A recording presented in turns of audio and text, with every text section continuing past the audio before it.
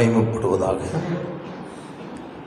இந்த ஆசீர்வதிக்கப்பட்ட நல்ல நாளுக்காக தேவனுக்கு நன்றி செலுத்துகிறேன். இன்றைய நாளிலும் வேதத்தில் இருந்து இயேசு கிறிஸ்துவின் நாமம், அப்படி நாமத்தின் வல்லமையை குறித்து சில காரியங்கள் நாம் தியானிக்க போகிறோம்.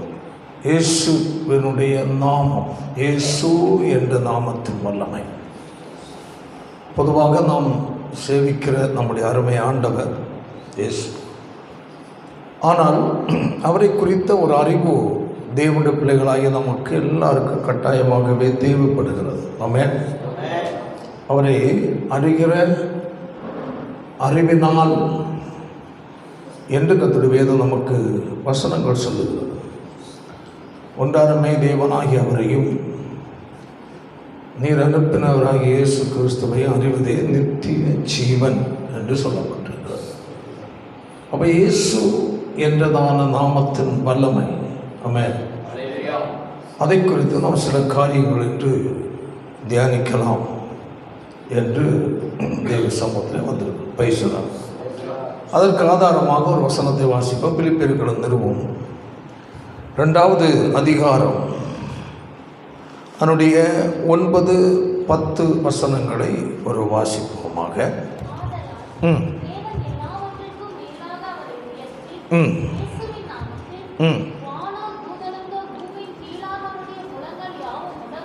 போதும் பேசலாம். பாருங்கள், இங்கு ஒரு வசனம் நமக்கு சொல்லப்பட்டிருக்கிறது. பேசலாம். 10 வசனம், இயேசுவின் நாமத்தில் வானோர் பூதலத்தோர் பூமியின் கீழானோருடைய முழங்கால் யாவும் முடங்கும் படிக்கும் என்று சொல்லப்பட்டிருக்கிறது. ஆமென். அப்போ இந்த இடத்தில் இயேசு என்ற நாமத்தின் ஒரு வல்லமையை மிக மிக மேன்மையாக வேதத்தில் உள்படுத்தி வைக்கப்பட்டிருக்கிறது. பேசலாம். வேதத்தில் சொல்லப்பட்டது எல்லா சிருஷ்டிகளும் இயேசுவுக்கு முன்பதாய் தலை வணங்குகிறது. அவ்வளவு உன்னதமான நாமம். நம்ம தான் வாசித்தோம். இயேசுவின் நாமத்தின் வல்லமைக்கும் அந்த வல்லமையில் இருக்கிற அதிகாரத்திற்கும் மேலான ஒன்று இல்லை என்றுதான் நமக்கு வேதம் சொல்லுகிறது. பேசலாம். ஒரு தேவனுடைய பிள்ளைகளாகிய நம்முடைய வாழ்க்கையில் வெற்றிகரமான ஒரு கிறிஸ்தவ வாழ்க்கைக்கு அடித்தளமே இயேசுவை அறிகிற ஒரு அறிவுதான். பேசலாம். அல்லேலூயா. வேதம் நம்ம வாசித்தோம் அல்லவா, பரலோகத்திலும் பூலோகத்தின் மேலும் பூமியின் கீழும் என்று சொல்லப்பட்டிருக்கிறது. அல்லேலூயா. அப்போ அந்த 10 வசனம் ஒரு வாசிப்போம். இயேசுவின் நாமத்தினால் வானோர் அப்படின்னா பரலோகம். பேசலாம். வானோர் பரலோகத்தினுடையவர்கள். பரலோகத்தில் யார் இருக்கிறா? தேவனுடைய தூதர்கள் இருக்கிறார்கள். இன்னும் வானத்தில் பார்க்கும் வானோர் சிருஷ்டிகள் இருக்கிறது வானமண்டலத்தில். பேசலாம். இன்னும் அதற்கு மேலாளமான காரியங்கள் விளக்குவதற்கு இருக்கலாம். பேசலாம். அப்போ வானோர், அடுத்தது பூதலத்தோர், பூமியின் உள்ளார் அனைவர். பேசலாம். அல்லேலூயா. பூமியில் மனிதர்கள் இருக்கிறார்கள், ராஜாக்கள் இருக்கிறார்கள், அதிகாரிகள் இருக்கிறார்கள், எல்லாரும் இருக்கிறார்கள். அல்லேலூயா. வேதம் சொல்லுகிறது பூதலத்தோர். ஆமென். அப்போ அதில் யாரையும் என்ன செய்யவில்லை, விட்டு வைக்கவில்லை. ஒரு தேவனுடைய பிள்ளைகள் இந்த ஒரு அறிவுகளுக்குள் நாம் கடந்து வர வேண்டும். பேசலாம். அல்லேலூயா. அப்போ இயேசு என்ற பெயரில் அல்லேலூயா எதெல்லாம் பேசலாம் அதற்கு கீழ்ப்படுகிறது, கீழ்ப்படிய பண்ண இயேசுவின் நாமத்திற்கு வல்லமை இருக்கிறது என்பதை ஒரு தேவனுடைய பிள்ளை நாம் அறிந்து கொள்ள வேண்டும். ஏதோ வருகிறோம், இயேசுவே உமக்கு ஸ்தோத்திரம் என்று சாதாரணமாக நம்ம சொல்லுகிறோம். எந்த ஒரு பிரச்சனை இயேசப்பா என்று சொல்லுகிறோம். பேசலாம். உடனே நமக்கு ஒரு மன திருப்தி. ஜோமுடா இயேசப்பா நீர் பெரியவர், சர்வ வல்லவர் என்று நம்ம சொல்கிறோம். ஆனால் எவ்வளவு தூரம் பெரியவர் என்பதை நம்ம என்ன செய்வதில்லை, சிந்தித்து சொல்வதில்லை. எவ்வளவு தூரம் சர்வ வல்லமை சொல்லுங்கள், எவ்வளவு தூரம் அவர் சர்வ வல்லமை என்றால் அது எப்படிப்பட்ட வல்லமை இருக்கிறது என்பதை குறித்து நம்ம யோசித்து அறிந்து பேசுவதில்லை. அல்லேலூயா. வசனம் சொல்லுகிறது, நான் கேட்கிறோம், அந்த வார்த்தைகளை உச்சரித்து நாம் என்ன செய்கிறோம், ஜெபிக்கிறோம். பேசலாம். அல்லேலூயா. ஒரு ஆள்கிட்ட கேட்டாச்சுன்னா நாங்கள் எல்லாம் ஏசப்பா பிள்ளைகள் கிறிஸ்தவர்கள் சொல்லி விடுகிறோம். அது ஒரு பொதுவான ஒரு எல்லா மக்களுக்கும் இயேசு சுவாமி கும்பிடுறவங்க எல்லாம் கிறிஸ்தவர்கள் என்னுள்ள பெயரில் தான் அது இருக்கிறதே தவிர இயேசு என்றதான அந்த பெயரில் எப்படிப்பட்ட வல்லமை இருக்கிறது தெரியாது. ஒரு தேவனுடைய பிள்ளைகளை நம்முடைய வாழ்க்கையில் அந்த அறிவுக்குள் நாம் கடந்து வர வேண்டியது மிகவும் அவசியம். ஆமென். அதை குறித்து கர்த்தர் சுத்தம் வந்தால் நான் பார்க்கிறேன், அதை அப்படியே தொடரலாம் என்று கர்த்தர் நம்புகிறேன். அல்லேலூயா. ஆனால் நாம் அதில் ஒரு தெளிவு நமக்கு அடைய வேண்டிய அவசியமாக இருக்கிறது. ஆமென். ஒரு அறிவு, ஒரு தெளிவுக்குள் ஒரு தேவனுடைய பிள்ளை கடந்து வர வேண்டும். அப்போதான் நான் தேவனை ஆராதிப்பதனால், ஏன் ஆராதிக்க வேண்டும், ஆராதிப்பதால் என்ன மேன்மை என்ற ஒரு அறிவும் தெளிவும் நமக்குள்ள இருக்கும். அல்லேலூயா. உள்ளான நிலையில் நமக்கு ஒரு தைரியமே இயேசுவின் மேல் வைத்திருக்கிற விசுவாசம். அல்லேலூயா. அப்போ அதான் வசனம் 1 யோவான்ல சொல்லப்பட்டிருக்கு, உலகத்தில் இருக்கிறவனிலும் உங்களில் இருக்கிறவர் பெரிய. எவ்வளவு அந்த வார்த்தையை நாம் சிந்திக்க வேண்டியது இருக்கிறோம். உலகத்தில் இருக்கிற, உலகத்தில் யார் இருக்கிறார்? அல்லேலூயா. சாத்தான் இருக்கிறான், கிரியை செய்கிறான், அவனுடைய ஆளுகைகள் இருக்கிறது. ஆமென். அந்த சாத்தானுடைய வல்லமையின் கட்டுப்பாட்டுக்குள் தேசத்தை ஆளுகிற ஆளுநர்கள் எல்லாம் இருக்கிறார்கள், அதிகாரங்கள் இருக்கிறது. அல்லேலூயா. ஆமென். அப்ப எல்லாம் அவனுடைய கட்டுப்பாட்டுக்குள் இருக்கிறது. அவன் அதை பின்னாக இருந்து இயங்கி கொண்டிருக்கிறான். அல்லேலூயா. ஆனால் கர்த்தர் நமக்கு என்ன சொல்கிறது என்றால், உலகத்தில் இருக்கிறவன் உங்கள் இருக்கிறது. அப்ப அந்த பெரிய தேவனை, அவருடைய நாமத்தின் மேல் இருக்கிற அந்த வல்லமையை ஒரு தேவனுடைய பிள்ளை தெளிவாய் அறிந்து கொள்ள வேண்டிய அவசியம். கலைஞர்கள் சாதாரணமாக யோசித்துக் கொண்டிருக்கும் போது ஆங்காங்கே வெளிநாடுகளிலேயும் நம்முடைய தேசங்களும் பல இடங்கள் பல கிரியைகள் நடக்கிறதை பார்க்கிற அற்புதங்கள், சிலது போலியான அற்புதம் நடக்கிறது.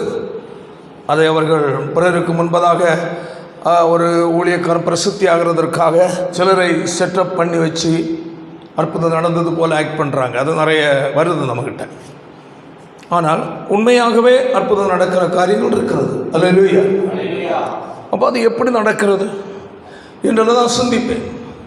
இப்போ நம்முடைய சபையில் தான் கலைஞர்கள் சொன்ன போல் அந்த ஊமையும் கச்சவடமான அந்த பிள்ளை பேச ஆரம்பிச்சிருக்கிறது. அல்லேலூயா. அதல்ல நான் நினைக்கிறது. ஆமென். பேசலாம். ஒரு வார்த்தையில் உடனடியாக கிரியை நடக்க வேண்டியது அவசியமாக இருக்கிறது. அல்லேலூயா. இந்த இயேசுவின் நாமத்துக்கு அவ்வளோ பெரிய வல்லமை இருக்கிறது என்றால், அப்படி என்றால் இன்று ஏன் இப்படி எல்லாம் என்று சில கேள்வி வேறு, அதற்கு பதில் நான் சொல்லுகிறேன், அது வேறு விஷயம். அல்லேலூயா. ஆமென். கையை தலையில் சத்தமாக சொல்லுவோம். பதில் சொல்லப்பட்டு வானோர், யாரு? வானோர். அப்படி என்றால் பரலோகத்தில் உள்ளவர்கள், அதாவது வானமண்டலங்களில் வானோர், பரலோகம் இதில் உள்ளவர்கள். அடுத்தது பூமியின் மேல், பூமியில் உள்ள பூதலத்தோர். ஆமென். பூதலத்தில், பூமியில் என்றால் அநேக ஆளுகைகள், வல்லமைகள், அதிகாரங்கள், தலைமத்துவங்கள் எல்லாம் இருக்கிறது. பேசுகிறார். அல்லேலூயா. அப்போ அது எவ்வளவு பெரிய ராஜாவாக இருந்தாலும், அல்லேலூயா, எவ்வளவு படை வலிமை பெற்றவர்களாக இருந்தாலும், அல்லேலூயா, எல்லாவற்றுக்கும் மேலான வல்லமை இயேசுவின் நாமத்தின் வல்லமை. Price the Lord. அதான் சொல்லப்பட்டது பூமியின் பூதலத்தோர். அடுத்தது பூமியின் கீழானோர். அப்போ பூமியின் கீழ், அதை குறித்து பிறகு நான் பேசுகிறேன், உங்களுக்கு விளக்கம் கொடுக்கிறேன். அல்லேலூயா. அப்போ இப்படி சகலமும் பூமி கீழானோர் யாவருடைய முழங்கால்கள் முடங்கும். கையை தலையில சொந்தமாக. அல்லேலூயா. அப்போ இந்த வசனம் நமக்கு என்ன சொல்லுகிறது என்றால், இயேசுவின் நாமத்தில் அவ்வளவு பெரிய வல்லமை இருக்கிற என்பதை சுட்டி காட்டுகிறார். ஆமென். இந்த உலகத்தில் பாருங்கள், ஒரு அமைச்சர் அல்லது ஒரு தலைவர், முக்கியமான செல்வாக்குள்ள நபர் ஒரு வார்த்தை சொன்னால் அல்லது அந்த நபர் ஒரு கடிதம் கொடுத்தால் அல்லது குறிப்பிட்ட நபருடைய பெயரை சொல்லிவிட்டால் சில இடங்களில் மதிப்புகளும் மரியாதைகளும் கிடைக்கிறது. சில சம்பவங்கள் என்ன செய்கிறது, நடக்கிறது. அல்லேலூயா. இவர்கள் சாதாரண யார்? மனிதர்களை. அல்லேலூயா.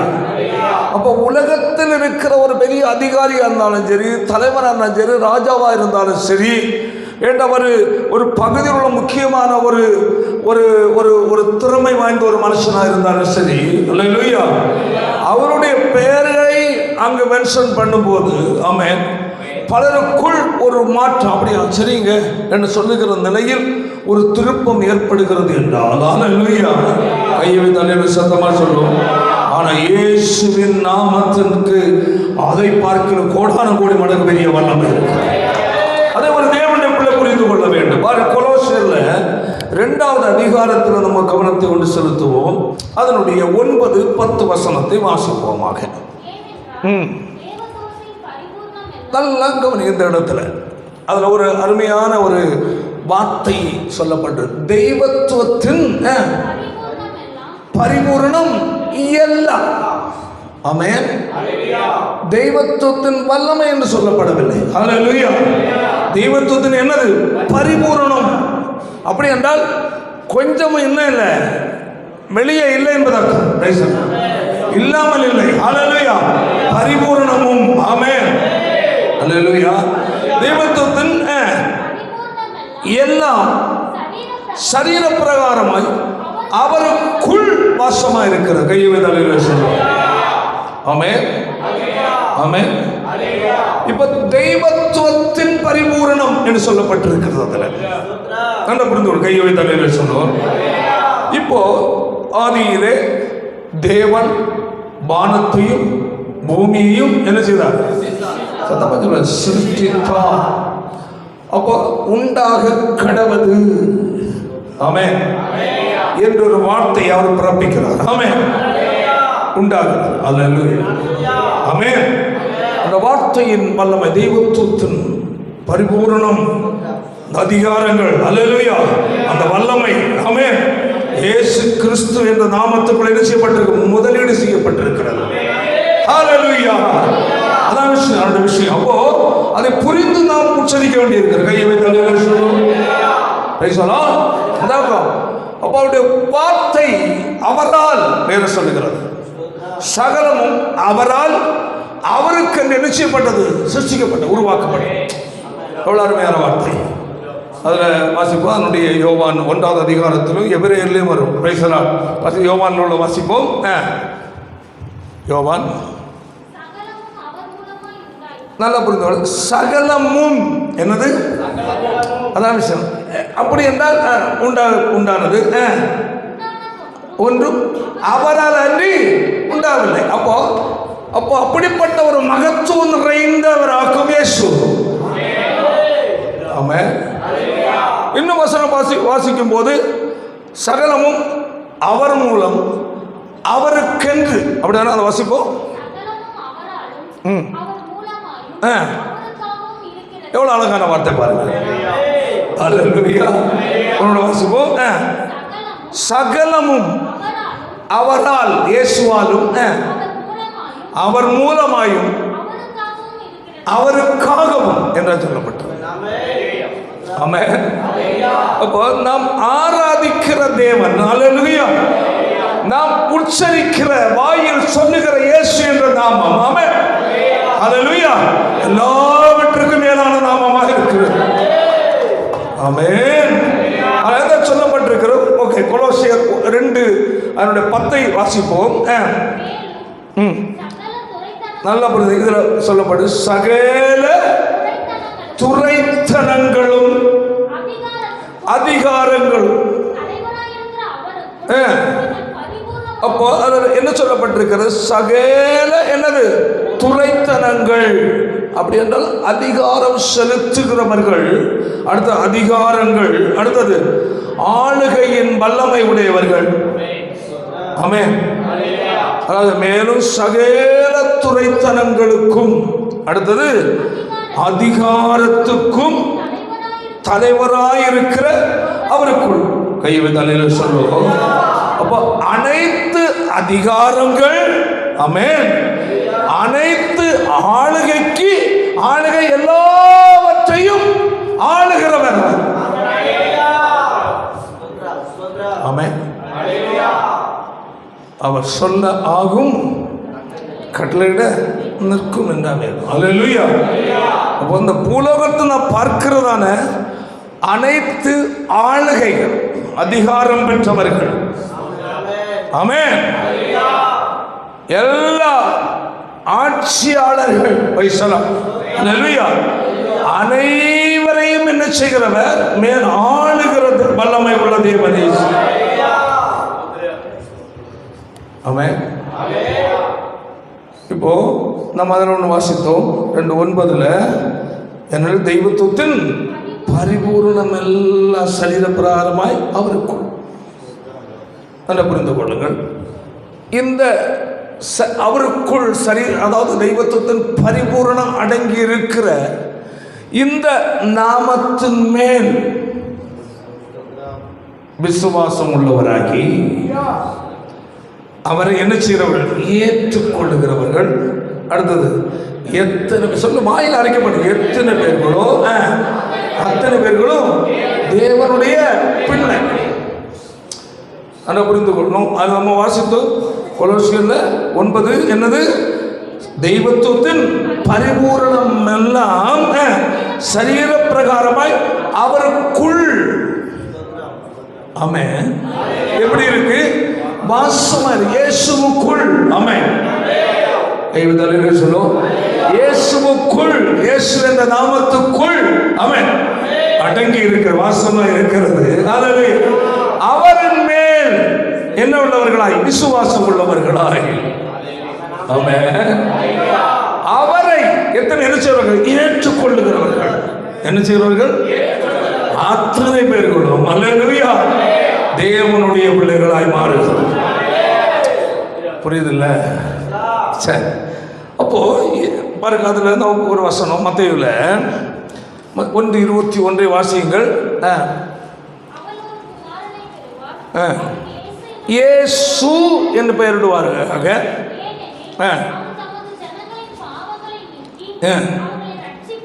ரட்சிப்பார். அல்லேலூயா. என்ன செய்கிறார்? சத்தமா சொல்லுங்க. ரட்சிப்பு என்றால் என்னது? விடுதலை. அல்லேலூயா. அப்போ இயேசு என்ற பெயருடைய அர்த்தமே என்னதான்? ரட்சகர். அல்லேலூயா. கையை தலையில சொல்லும். அப்போ அவர் அந்த நாமத்தில் அந்த ரட்சகர் என்ற அர்த்தம் நமக்காக அவர் என்ன செய்ய அவர் பூமியில் வந்தாரோ அவர் நாம் ஏற்றுக்கொண்ட போது, அல்லேலூயா, அது நமக்குள் முதலாவது செயலாற்றி விட்டது. கர்த்தர் பாருங்க. இப்போ உதாரணமா என்ன சொல்றது? அப்போ நான் நேரமாக கூட சொன்னேன், அவருடைய நாமத்தின் மேல் என்ன உள்ளவர்களாய்? விசுவாசம் உள்ளவர்களாய், இல்லையா? அவரை என்ன செய்கிறவர்கள்? இப்போ அவர் இயேசுவை ஏற்றுக்கொண்டவுடன், அல்லேலூயா, நமக்குள் என்ன உண்டாது? ஒரு பெரிய மாற்றம். இயேசுவின் நாமத்தின் வல்லமை, அல்லேலூயா, அவருடைய நாமத்தின் மேல் என்ன உள்ளவர்களாய்? விசுவாசம். இவர் என் ரட்சகர். அல்லேலூயா. இவர் சிலுவையில் மரித்தது என்னை பாவத்திலிருந்து விடுவிக்க ரட்சிக்கும்படியாய். ஆமென். ஆமென். இவர் இயேசு இந்த பூமியில் வந்து சிலுவையில் மரித்தது என்னை தேவனுடைய பிள்ளையை மாற்றுவதற்காக, என்னை தேவ ராஜ்யத்துக்குரிய நபரை மாற்றுவதற்காக. என்னுள்ள விசுவாசத்தோடு இயேசுவை விசுவாசித்து என்ன செய்கிறோம்? ஏற்றுக்கொண்டவுடன், பாருங்கள், நான் புரிந்து கொள்ள வேண்டும், நமக்குள் என்ன உண்டாகிறது? மாற்றம். ஆமென். அப்போ நம்ம யார் மேல் விசுவாசம் வைத்தோம்? இயேசு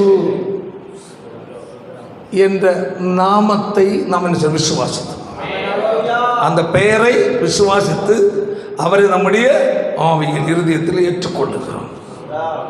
ஏற்றுக்கொண்டவுடன் நமக்குள் என்ன உண்டாகிறது? ஒரு மறுபிறப்பு. அப்படி என்றால் தற்போது வாழ்ந்து கொண்டிருக்கிற மனிதனுடைய மனநிலை, சிந்தை, எண்ணங்கள் எல்லாவற்றிலும் முற்றிலும் என்னவாகிற ஒரு மாற்றம். அப்போ ஒரு மனிதனுக்குள் அல்லேலூயா இயேசுவை விசுவாசத்தை ஏற்றுக்கொள்ளும் போது அல்லேலூயா அவனுக்குள் செயலாற்றும் திறன் அந்த இயேசுவின் நாமத்திற்கு இருக்கிறது என்றால் அல்லேலூயா அவ்வளவு பெரிய தேவனுக்கு அதை சொல்லப்படும் தெய்வத்துவத்தின் என்னது பரிபூரணம் என்ன அல்லேலூயா தெய்வத்துவத்தின் பரிபூரணம் எல்லாம் ஆமென் அவருக்குள் அல்லேலூயா என்ன செய்திருக்கிறது வாசமாய். அப்போ இவ்வளவு இயேசுவை ஏற்றுக்கொண்டேன், நான் இயேசு தேவனுடைய பிள்ளை என்று நாம் சாதா சொல்லிவிடுகிறோம் அல்லேலூயா. எவ்வளவு மேன்மையான மகத்துவம் நிறைந்த வல்லமை நிறைந்தவர் என்பதை நாம் முதல்ல புரிந்து கொள்ள வேண்டும். அல்லேலூயா அல்லேலூயா அந்த புரிந்து கொள்ளுங்கள். இப்போ ஒரு நபர் சர்ச்சைக்கு வருஷங்களாக வர்றாரு, வருஷங்களாகவே வருகிறார், மாறார் போறார். அவருக்கு ஏதோ ஒரு திருப்தி தான் இருக்க தவிர உள் மாற்றம் ஏற்படவில்லை. வந்து போகிறார், சர்ச்சைக்கு வந்து வருகிறார், பாடுறவங்களோட பாடுறார், கேட்கிறார், எல்லாம் நடக்கிறார். ஆனால் அல்லேலூயா அந்த தெய்வத்துவத்தின் பரிபூரணம் அடங்கி இருக்கிற உள்கொண்டிருக்கிற அல்லேலூயா அந்த இயேசுவை இருதயத்துக்குள் ஏற்றுக்கொள்ளாமல் இருக்கிறது வரையிலே அல்லேலூயா இயேசுவின் நாமத்தின் வல்லமையின் செயல்பாடு அவருக்கு என்ன செய்யாது, நடைபெறாது. ஆமென். வந்து போகலாம், அவ்வளவுதான். அல்லேலூயா. எப்போ பாருங்க, அதுல அப்போஸ்தலர் 2வது அதிகாரத்தில் பேதுரு பிரசங்கம் பண்ணுகிறார். அல்லேலூயா. பிரசங்கம் பண்ணின உடனே எல்லாருடைய இருதயத்திலையும் என்ன செய்யப்பட்டதான் சொல்லுங்க, குத்தப்பட்டது. அல்லேலூயா. அப்போ பேதுரு பிரசங்கித்தது யாரை வைத்துதான் பிரசங்கம் பண்ணான் சொல்லுங்க, இயேசுதான். ஆமென். இப்போ இதா குமார பரிசுத்த ஆவியானவர் இல்லையா, குமாரனால் அல்லேலூயா குமாரனாய் இயேசுவா தான் நம்ம ரட்சிக்கிறோம். ஆமென். அப்ப இந்த இயேசுவை குறித்து பேசுகிறார். கையை வைத்தால் இயேசுவை குறித்து பேசுவார். அதுவரை அவர்கள் பிதாவாய் தேவனை அறிந்தவர்கள், நேயப்பிரமாண முறைகளை கடைபிடித்தவர்கள், அல்லேலூயா யெகோவா தேவனை தொழுது கொள்ளுகிறவர்கள். ஆமென். ஆனால் அவர்களுக்குள்ள மாற்றம் வரவில்லை. கையை வைத்தால் எப்ப இயேசு என்ற பெயரை சொல்ல ஆரம்பித்தாரோ ஆமென் அப்பொழுது கிரியை நடப்பிக்க ஆரம்பித்தார். அப்போ இயேசுவின் பெயரால் அல்லேலூயா பேருக்கு அவ்வளவு என்ன இருக்கு, வல்லமை இருக்கிறது. அல்லேலூயா. கேட்கிறோம், நாங்கள் இது இருதயத்தில் குத்தப்பட்டவர்களாய் அவர் என்ன செய்தார்களாம், நாங்கள் என்ன செய்ய வேண்டும் என்று கேட்கிறாங்க. அல்லேலூயா. நீங்க பேசுகிறத நாங்கள் புரிந்து கொள்ளுகிறோம். அல்லேலூயா. நீங்க பேசுவதை கேட்டவுடன் எங்களுக்கு குத்தப்பட்ட குற்ற உணர்வு உண்டாகுது. அல்லேலூயா. நாங்கள் வாழ்கிற வாழ்க்கை நிலை என்ன அல்ல, சரி அல்ல, ஒரு புது வாழ்க்கை இருக்கு என்பதை நாங்கள் அறிகிறோம். அல்லேலூயா. இப்ப நாங்க என்ன செய்யணும்? ஆமென். நீங்க சொல்லுகிற அந்த வாழ்க்கை எங்களுக்கு தேவை. அல்லேலூயா. அப்ப கிறிஸ்தவத்தினுடைய மகிமை ஆமென் இயேசுவுக்குள் இருக்கிறது. அல்லேலூயா. ஆமென். அதாவது ஒவ்வொரு நபரையும் என்ன செய்கிறது, பிடித்து இழுக்கிறது. ஆமென். அவர் கொடூரமானவர் அல்ல. அல்லேலூயா. அவர் அன்புள்ளவர். ஆமென். அவர் மனத்தாழ்மை உள்ளவர். ஆமென். அவர் இரக்கம் உள்ளவர். ஆமென். அப்போ பயமுறுத்தி அல்ல. ஆமென். அவர் சிலுவையில் செஞ்சது ஆமென் மனிதனுக்குள் அந்த செயல் உள்ள கடந்து போக போக ஆமென் உள்ள ஆட்டோமேட்டிக்கா திறக்க ஆரம்பிக்கிறது. ஆமென். அதை சொல், நீங்கள் உடனே என்ன செய்யுங்க, மனம் திரும்பி என்ன செய்து மனம் திரும்பி நீங்க என்ன செய்யுங்க, இயேசு கிறிஸ்துவின் நாமத்தை என்ன செய்யுங்க, ஞானஸ்நானம் முதல்ல சொல்றாங்க. அப்பொழுது அடுத்தது நீங்கள் அடுத்த பிரமாணத்துக்குள்ள வரீங்க. ஆமென். நீங்க மனம் திரும்பிட்டீங்கன்னா ஹல்லேலூயா, நேய பிரமாணத்தின் முறையை விட்டு என்ன செய்யுங்க, கிறிஸ்துவின் கிருபை பிரமாணத்துக்குள்ள வருகிறீங்க. ஆமென். ஹல்லேலூயா. அப்போ வந்தவுடன் உங்களுக்கு வெற்றிகரமான ஒரு வாழ்க்கை வாழ்வதற்கு பிதாவாகிய தேவன் என்ன கொடுக்கிறார்? பரிசுத்த ஆவியை. ஆமென். பாருங்க, அண்டையில் இருந்து அங்கே நம்ம பார்க்கும்போது இயேசுவை குறித்த அந்த அந்த அவருடைய பேரை பேச பேச கிரியை நடக்க ஆரம்பிக்கும். இதுதான் நமக்குள்ளே ஏற்பட்டது. கையை விதல் சொல்லுங்க. ஹல்லேலூயா. அதான் நான் உங்களுக்கு சொன்ன நேரம். மேலும் சகல என்னது துரைத்தனங்கள், அடுத்தது அதிகாரங்கள், அவருக்குள் இவைகள் எல்லாவற்றுக்கும் யார் தலைவர்? இயேசு. கரங்களை தட்டி கர்த்தரை ஹல்லேலூயா. சகல ஆமென் ஆமென் சகல என்னது துரைத்தனம், அடுத்தது அதிகாரங்களுக்கும் தலைவராயிருக்கிற அவர்கள். ஆமென் ஹல்லேலூயா. அப்ப எல்லா ராஜ்யங்கள் ராஜாக்கள் எல்லாவற்றுக்கு மேலான ராஜா ஒருவர், இயேசு ஒருவர் மட்டும். ஆமென். அப்போ நம்ம இப்ப என்ன நினைக்கிறோம்? அவன் இவ்வளவு வல்லமை உள்ள ஆண்டவர், என்ன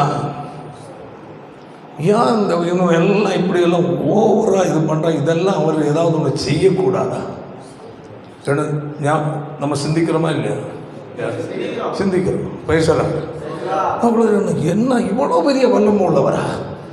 சகல ஆளுகைக்கு ராஜாக்கள் எல்லாம் மேலான ராஜாவாமே. ஆமே. அப்போ இவர் ஒன்று செய்யக்கூடாதா? ஆமே. அதான் நம்முடைய காரியங்கள். இந்த காலங்கள் பாருங்க, ஒவ்வொரு காலங்களுக்கு உட்பட்டு அவர் எந்த நிலையில் மனுஷர் மத்தியில் செயல்பட வேண்டுமோ அந்த நிலையில் அவர் என்ன செயல்படுகிறார். அதை மிஞ்சி நம்ம ஆண்டவர் நினைச்சு செயல்படுவோம். அதாக தேவனுடைய அவர் எல்லாத்துக்கும் உட்பட்டவர். ஒரு வரம்புக்குள்ள அவர் வைத்திருக்கிற என்னது, ஒரு வரம்புக்குள் செயல்படுகிறவர். அல்லேலூயா. அப்போ ஆதியாகமத்திலிருந்து நம்ம பார்க்கும்போது அல்லேலூயா, அந்தந்த காலகட்டத்தில் வாழ்ந்த மனிதர்கள் ஒவ்வொரு எனது காலத்துக்கு உட்பட்டு வாழ்ந்தார்கள். ஆமென். அல்லேலூயா. ஆதாமின் காலத்தில் வாழ்ந்த ஆதாமிலிருந்து யானோக் அப்படியே வரும்போது என்னது, நோவா வருகிறார். பைசலான். அந்த காலத்துக்கு உட்பட்டவர்களை கொண்டு நியாயப்பிரமாண காலத்தில் உள்ள தண்டனையை கர்த்தர் அந்த நாட்களில் இல்லை செய்யுங்க. அல்லேலூயா. அந்தந்த காலத்துக்கு உட்பட்டவர்களுடைய வாழ்க்கை நிலை, அவருடைய மனசாட்சி நிலை எப்படியோ அதுக்கேற்றபடி கர்த்தர் அவர்கள் நினைச்சது நடத்திட்டு வந்தார். அல்லேலூயா. நியாயப்பிரமாணம் என்றுள்ள நிலை வந்தபோது ஆமென் ஆமென் சட்டம் என்று ஒரு நிறைவேற்றப்படுது. அல்லேலூயா. அப்போ அந்த சட்டம் அதற்கு முன்னவர அவங்க நிறைய தவறு செய்தாங்க, பாவம் செய்தாங்க. அது நியாயப்பிரமாணத்தின்படி பார்க்கும்போது அதற்கு முன் அவர்கள் செய்த அநேக பாவங்கள் உண்டு. ஆமென். உடனே அவர்களுக்கு என்ன இல்லை, தேவ நடவடிக்கை எடுக்கவில்லை, சட்டம் நிறைவேற்ற வருவது. அல்லேலூயா. அதற்கு மாறாய் வாழ்கிறவர்கள் மேல் கர்த்தர் ஆக்ஷன் எடுக்கிறார். சரி, இப்போ இயேசு கிறிஸ்துவின் பிறப்பு வரையிலையும் நேப்பிரமாண காலத்துக்கு உட்பட்ட நாட்கள் காலங்கள். அல்லேலூயா. Praise the Lord.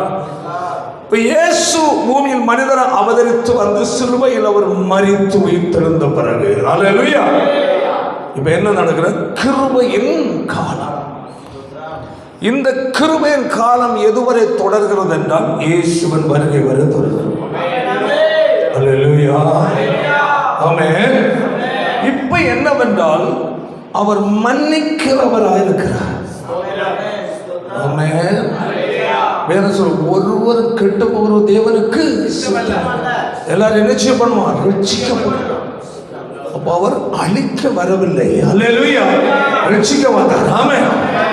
ஆனால் இனி அவர் வரப்போகிறார், நியாயாதிபதியாக வரப்போகிறார். ஆமென். அவர் நியாயாதிபதியாய் வருகிற காலத்தில் நியாயம் தீர்த்து தண்டனை கொடுக்கிற அந்த காலத்தில் காலத்தை செய்ய மாட்டார். இது தேவனுடைய சட்ட ஒழுங்கு. ஆமென். அப்ப இதை புரிந்து கொள்ளாத நபர்கள் இவ்வளவு மோசமா செய்யறான், ஆண்டவர் கண்டுக்கிடாம இருக்கிறான்னு நம்ம கேட்குறோமா இல்லையா? கேட்குறோமா, நினைக்கிறோமா, பேசுகிறோம். ஊழியக்காரங்களோட சே எவ்வளோ ஜெபம் பண்ணுறோம் நம்ம எல்லாம், சே இந்த பயம் எல்லாம் நேற்று மனசு கஷ்டமாக எல்லாம் நம்ம நினச்சிக்குவோம். அல்லேலூயா. தேவன் உடனே அவர்களை தண்டித்து விட்டால் ஒருவேளை மறுநேரம் ரட்சிக்கப்பட வாய்ப்பு இருக்கு. மட்டுமல்ல, தேவன் நியாயாதிபதியாக இன்று வரவில்லை. ஹல்லேலூயா. நம்முடைய ஜெபத்திற்கு நாம் உண்மையாய் தேவ சமூகத்தை ஜெபித்தால் சில காரியங்களை நினைச்சுவார், அமர பண்ணுவார். பாருங்கள், இப்போ நான் சொல்லியிருக்கிறேன், பவுல் முள் கொடுக்கப்பட்டது. அல்லேலூயா. பவுலுக்கு ரொம்ப வேதனை. பேசலாம். வெளிப்பாடுபட்ட மனுஷன், 14 நிருபங்கள் எழுதினவர், அந்த முள்ளுனால அவர் வேதனைப்படுறார். அல்லேலூயா. அப்போ இவர் கேட்குறார், ஆண்டவரே, அவர் சொல்கிறார், எத்தனை முறை ஜெபம் பண்ண அப்படியா? 3 முறை. அதுக்கு ஆண்டவரே தயவு செய்து எனக்கு என்ன செய்து இந்த முள்ளை என்னை விட்டு மாற்றி, என்னால் விடுதலையோடு என்ன செய்யலை, விடுதலை என்ன செய்ய முடியலை, செயல்பட முடியலை, உங்களுடைய ஊழியத்தை விடுதலையோடு செய்ய முடியலை, இது தடுக்குது. அல்லேலூயா. நான் பப்பனருக்கு சோர்ந்து போயிருந்தேன். அல்லேலூயா. இந்த ஒரு தெய்வ சமூகத்திலே தன்னுடைய நிலையை சொல்லி புலம்பி வேதனைப்படுகிறார். அல்லேலூயா. சொல்லுவோம். தேவன் அவன்கிட்ட என்ன சொன்னாருன்னா, என் கிருபை உனக்கு போதும். ஆமென். அல்லேலூயா. உன் பலவீனத்தில் என் பலன் பூரணமாக இருக்கிறார். முள்ள எடுத்தாரா? எடுக்கல. அப்போ இதே போல ஆண்டவருடைய வருகை வரையிலையும் அல்லேலூயா சில முள்ளு மாதிரி சில பிரச்சனைகளை நமக்கு எதிராய், தேவ மக்களுக்கு எதிராய், கிறிஸ்தவத்துக்கு எதிராய், தேவனுடைய ஊழியர்களுக்கு எதிராய் பல நிச்சயம் போராடிட்டார். ஆனால் சத்ருவாய்க்கு சாத்தான் வந்து அவனை கொஞ்ச காலம்தான் இருக்கிறதுன்னு அவன் எண்ணி, அல்லேலூயா, சும்மா இருக்கிறவன் அவன் என்ன பண்ணிட்டு இருக்கான், கலட்டி விட்டான். எழும்பட என்ன தூங்கிட்டு கிடக்கிறான். அவனுக்கு என்னன்னா 4 பேர் அவன் பக்கம் சேரணும். அவன் எங்க நேரம் கொண்டு போறதுக்கு, அக்னி கந்து நிறைய கடலுக்கு கொண்டு போறது. அல்லேலூயா. அவன் அதற்கு அவன் செயல்படுறான். யாரும் எங்க போயிடக்கூடாது, பரலோகத்துக்கு. இயேசுவை ஏற்றுக்கொண்டாலும் அவன் எங்க போயிடுவான், பரலோகத்துக்குள்ள மாறிடுவான். அவன் பேர் எங்க எழுதப்பட்டுரும், பரலோகம் எழுதப்பட்டுரும். அங்க போக விடக்கூடாது. ஆமென். ஆமென். அப்போ பாருங்க, இன்று நம்முடைய கண்களுக்கு முன்னாடி பார்க்கும்போது அல்லேலூயா பல வருடங்களுக்கெல்லாம் முன்ன, இப்போ நீங்கள் இருக்க உங்கள் சிறு பருவத்தில் எல்லாம் இருந்ததை விட இப்போ இந்த காலத்தில் ரொம்ப மோசமான ஒரு காலம். அப்படி தானே? அப்போ எங்கள் காலத்தில் எப்படி இருந்திருக்கு? அல்லேலூயா. அப்போ இந்த மோசமான காலம் என்றால் நல்லா புரிந்து கொள்ள, என்னுடைய சிறு பருவத்தில் எல்லாம் சினிமா தியேட்டர்கள் அங்கங்கே சில இடங்கள்ல இருக்கும். எங்கள் ஊரில் சினிமா பார்க்கறதுக்கு போகிறவங்க யார் என்றால் ரொம்ப யார் மோசமானவங்களாக. அந்த டைமில் சினிமா போஸ்டர்லாம் ஒட்டியிருந்தால் கிழிச்சு தள்ளிடுவோம். எல்லா இடத்தையும் ஒட்ட மாட்டாங்க. ஒட்டாடான்னு சொல்லிடுவோம். ஒட்டுற கிழிச்சு போட்டுருவான். சினிமா பார்க்க போகிறவன் டோட்டலி அவன் மனுஷ வர்க்கத்தோடு என்ன இல்லாதவன், ஏற்றுக்கொள்ள தகுதி கட்டவனா சினிமா பார்க்குவான்.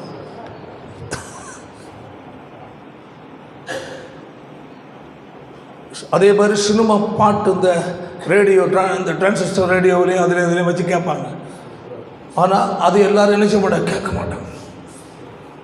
இவ்வளவு ஒரு கட்டுப்பாடும் உள்ளான இறுதியும் கடைபடியாமல் மனிதர்கள் வாழ்ந்துட்டு இருந்தான். சொல்லுவாங்க, பையன் கட்டு போயிடக்கூடாது, பொண்ணு கட்டி போயிடக்கூடாது, என்ன பார்த்துட்டு ரெடி ஆகணும், அதெல்லாம் கேட்காத, நியூஸ் கட்டி அதோட நிப்பாட்டிடு. அது வந்து கிறிஸ்தவங்க மட்டுமல்ல, மற்றவங்களும் கூட. ஒரு மனம் நல்ல குடும்பத்தில் உள்ளவங்க இல்லை. அல்லேலூயா. பிறகு பாருங்க, சாத்தான் ஒரு வேலை செய்ய ஆரம்பித்தான். சில இந்த அனிமல்ஸு, சில இயற்கைகள் நிறைந்ததான பல படங்களை என்ன செய்வார்கள் என்றால் பொது அறிவு உண்டாகிறதற்காக போடுவாங்க. அதற்கு என்ன செய்வார்கள் என்றால் ஸ்கூலில் உள்ள ஸ்டூடெண்ட்லாம் என்ன செய்யுங்க, அனுப்பி வைங்க. என்ன நாள் நம்ம எல்லாரும் அனிமல்ஸ் படம் பார்க்க போகிறோம். சாத்தாஞ்சிற ஐடியா வரல. நம்ம என்னது இயற்கை கார்டன் மாதிரி இயற்கையான நயகரா நீர்வீழ்ச்சி, அந்த வீழ்ச்சி, இந்த வீழ்ச்சி, வேர்ல்டு லெவலில் உள்ள அது இது எல்லாம் காட்டில் உள்ள காரியங்கள் எல்லாம் நம்ம பார்க்க போகிறோம். ரொம்ப பயங்கரமாக இருக்கும். அப்போ வாத்தியார் எச்சரிப்பார், என்னென்ன பாரு நாங்கள் எக்ஸாம்பிள் இதெல்லாம் வரோம் நடி சொல்லிடுவாங்க. அப்போ வீட்டில் அந்த தொடக்க நாட்களில் எங்கள் வீட்டில் அவங்க சொல்லுவாள், இத்தனை ரூபா, எவ்வளோ ரூபா, கொஞ்சம் கம்மி பைசா கொண்டுன்னு சொல்லுவாங்க. வீட்டில் சொல்லுவோம், வீட்டில் சொல்லும் பயம், அடித்து போட்டுருவாங்க. முதல்ல அடிச்சுட்டார் அப்பா. அம்மாவோட சொல்லாமா இப்படி அங்கே இந்த படம் அங்கே எங்களுக்கு காட்டி கொடுக்க போகிறாங்க. அங்கே போனோம், தேட்டருக்கு, சினிமா தேட்டரில் காட்டுறாங்களா? சினிமா தேட்டரா? அவ்வளோதான். அடியெல்லாம் இல்லை. வாத்தியார் சொன்னார் காசு கொண்டு கட்ட சொன்னால் இன்னும் அதெல்லாம் போக முடியாது. அப்படி ஒரு படிப்பே உனக்கு வேண்டாம். இப்படி கண்டிஷன் பண்ணான். பூரா கொஞ்சம் மனப்பக்குவம் எல்லாம் கொஞ்சம் பெரிய ஆன பிறகு கட்டம் போய் ஆனால் எங்களுக்கு படிப்பிலலாம் இதெல்லாம் வரும், 10th வரும், அதில் வரும், இதில் வரேன்னு சொல்லி கேட்டோன்னே அப்பா விட மாட்டார். அப்பாவுக்கு தெரியாமல் அம்மாவிட்ட அந்த காசு வாங்கிட்டு கொண்டு ஸ்கூலில் ஒன்று கொடுத்து சுமார் 3 கிலோமீட்டர் நாங்கள் கீவாக எங்களை நடத்தி கொண்டு போனோம். நல்ல ஞாபகம்.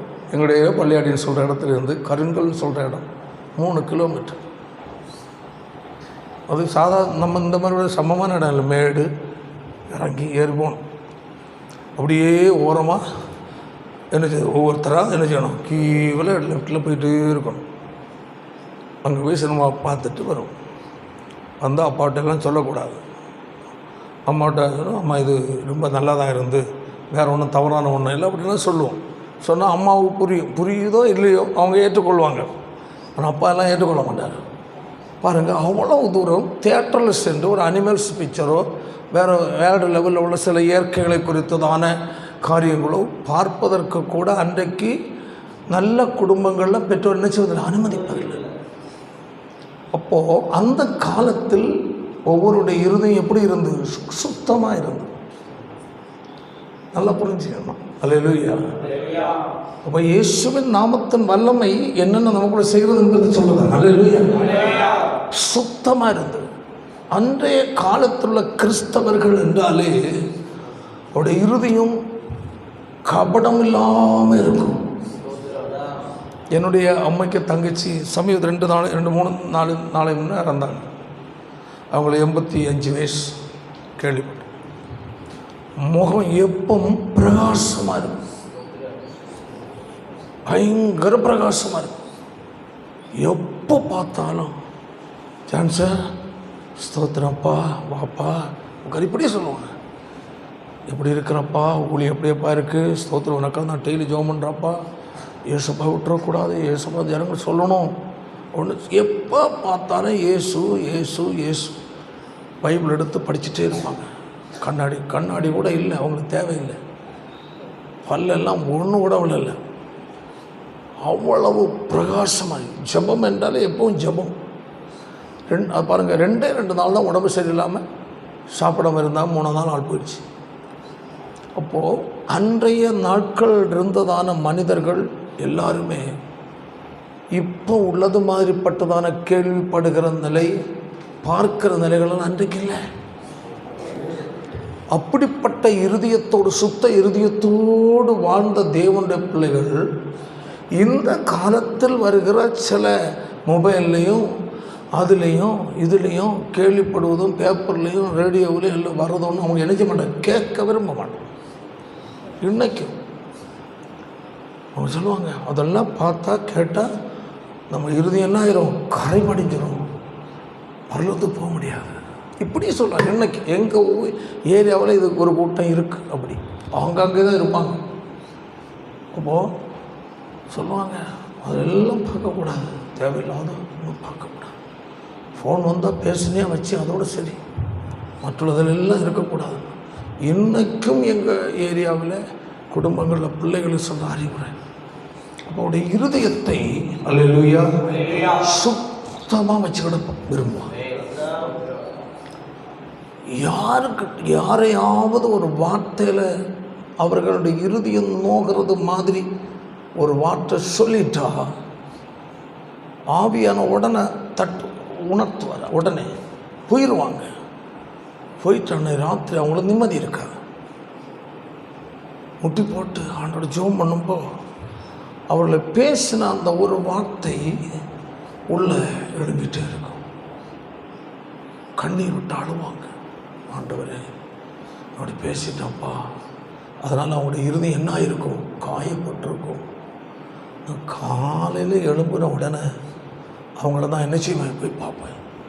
அந்த சின்ன ஒரு அந்த உறுத்துதல் இருக்கிறது வரை அவர்களால் ஆவியில் நிரம்பி என்ன பேச முடியாது, அன்னி பேச முடியாது.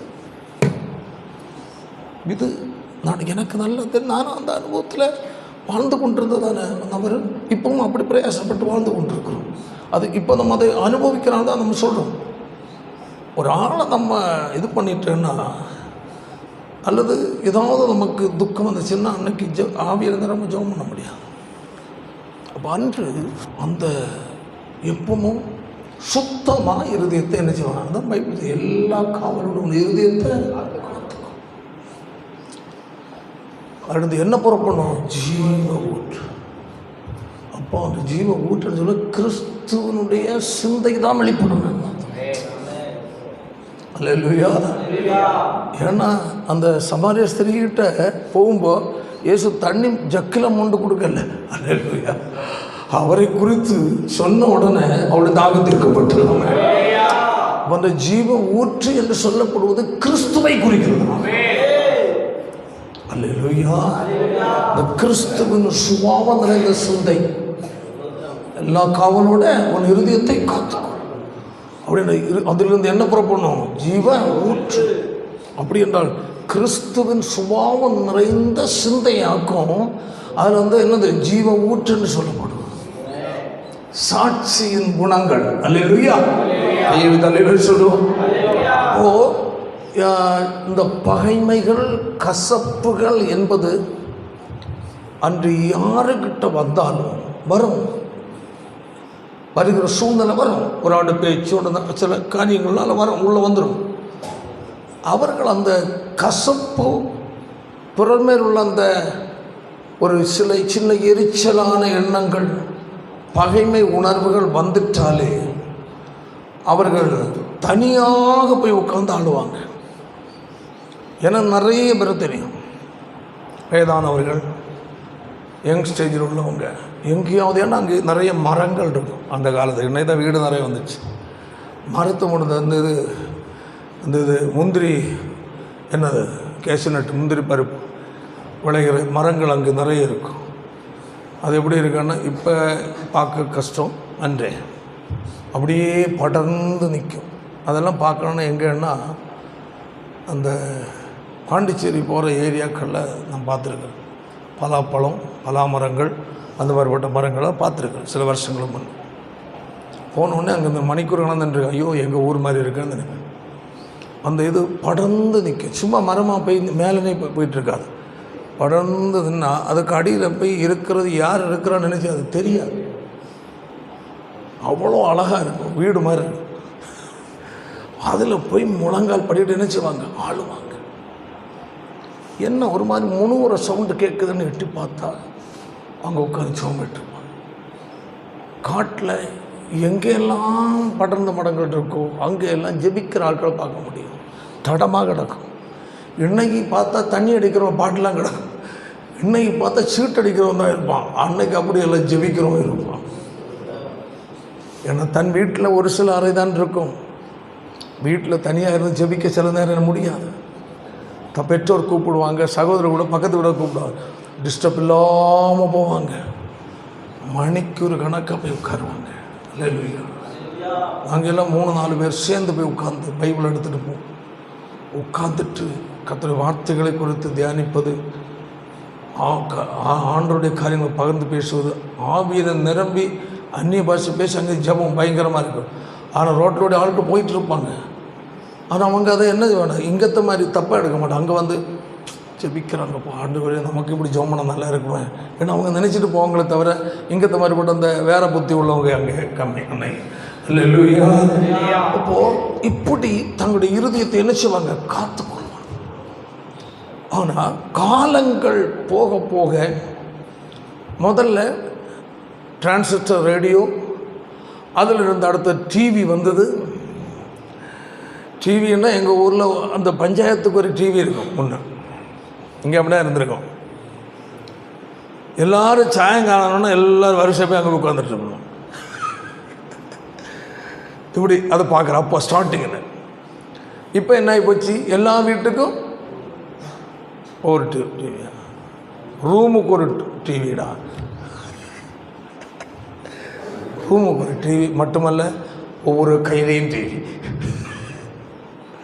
அப்போ அந்த பிசாசு கடைசி காலத்தில் இருக்கிற வாலிபர்களையும் நடுத்தர வயதும் சரி முதியோர்களும் சரி எல்லாரையும் தந்திரமாக தன்வசப்படுத்துவதற்காக சத்துரு எடுத்த பெரிய ஆயுதமாக்கும் மொபைல்.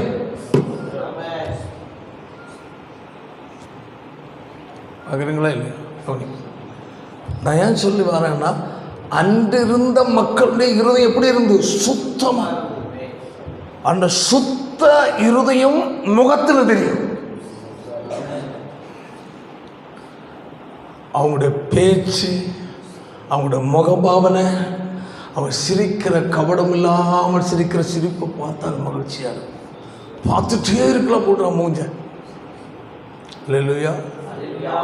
ஆனால் இன்னைக்கு இந்த மூஞ்ச பார்க்கவே முடியலப்பான்னு சொல்கிற மாதிரி ஆகிப்போச்சு கதை.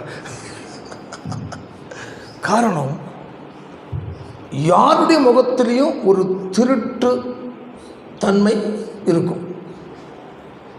எல்லாரும் சொல்ல விரும்பல, ஆனாலும் கூட சிலர் இருக்கலாம். முகத்தில் என்ன இருக்கும், ஒரு லைட்டாக ஒரு ஷேடு, இந்த ஒரு இருண்ட ஒரு இது இருக்கும். திறந்த பிரகாசமான நல்ல இருதயத்தோடு பேசுகிறாங்களா இல்லையா என்பது எங்கே பார்த்தா தெரியும், முகத்தில் பார்த்தா தெரியும். அன்று முகத்தை பார்த்தா போதும் இருதயத்தை தெரியும். என்று முகத்தில் பார்த்தாலும் இருதயத்தில் கண்டுபிடிக்க முடியாது. அல்லேலூயா. அவ்வளவு தெளிவாக இருப்பாங்க. அப்போ இன்று நான் நினைக்கிறேன், பாருங்கள், நான் உங்களுக்கு பேசுவேன், சொல்லிட்டேன், அந்த வசனத்தை எடுப்பேன். ஆவி ஆத்மா சரீரம் குற்றப்படுவது கரைப்படுகிற ஏரியாவாக்கம் நம்ம மொபைல்களில் இருக்குது.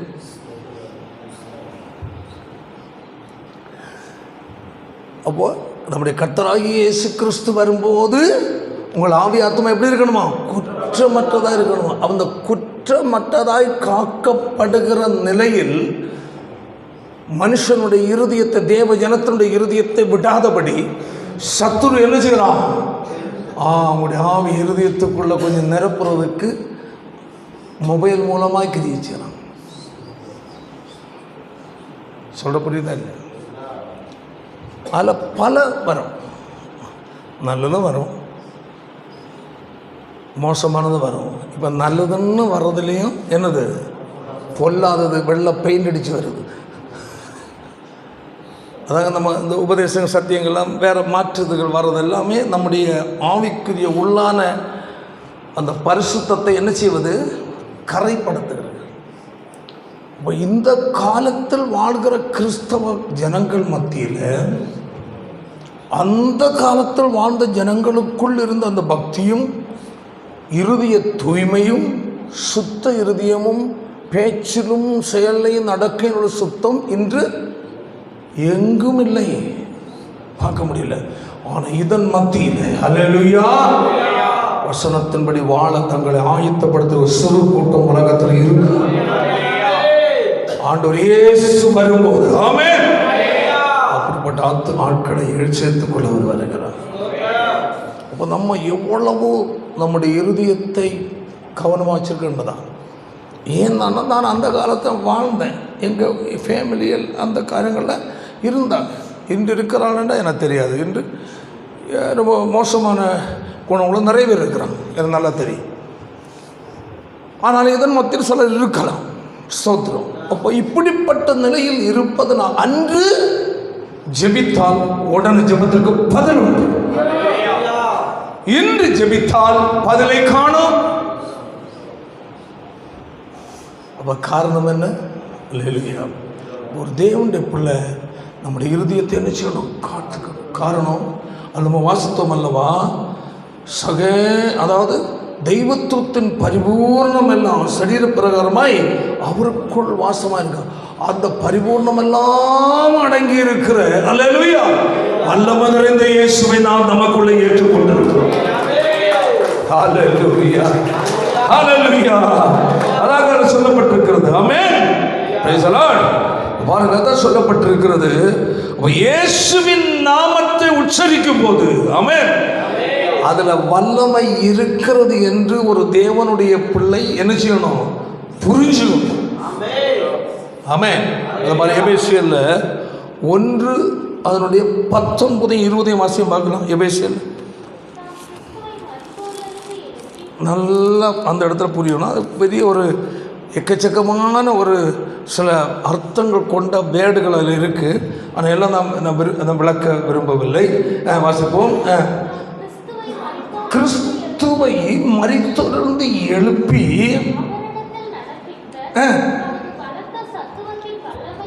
அல்லவர் கிறிஸ்துவை மரித்தோரிலிருந்து எழுப்பி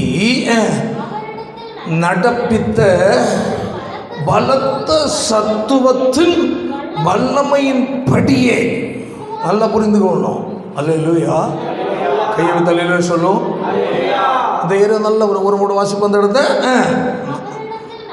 இல்லை. நாம் கிறிஸ்துவ நல்ல கிறிஸ்துவை என்னது மரித்தோரிலிருந்து எழுப்பி அவரிடத்தில் நடப்பித்த தமது பலத்த சத்துவத்தின் வல்லமை. ஆமென். அல்லேலூயா. அவரிடத்து மரித்தோரிலிருந்து உயிரோடு எழுப்பினார். அல்லேலூயா. அவரிடத்தில் நடப்பித்த என்னது? தமது பலத்த சத்துவத்தின் வல்லமை. வல்லமை என்று சொல்லிவிட்டு அடுத்த பாயிண்ட், விசுவாசிக்கிறவர்களாகிய நம்மிடத்திலே காண்பிக்கும் தம்முடைய வல்லமையின் மகாமேன்மையான மகத்துவம். ஆமென். இந்த இடத்துல நல்லா கவனிக்கணும். அல்லேலூயா.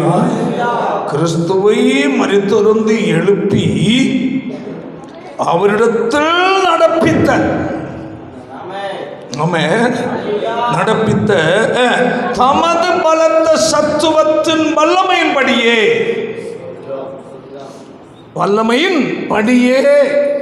அவன் என்ன அதே நிலையின்படியே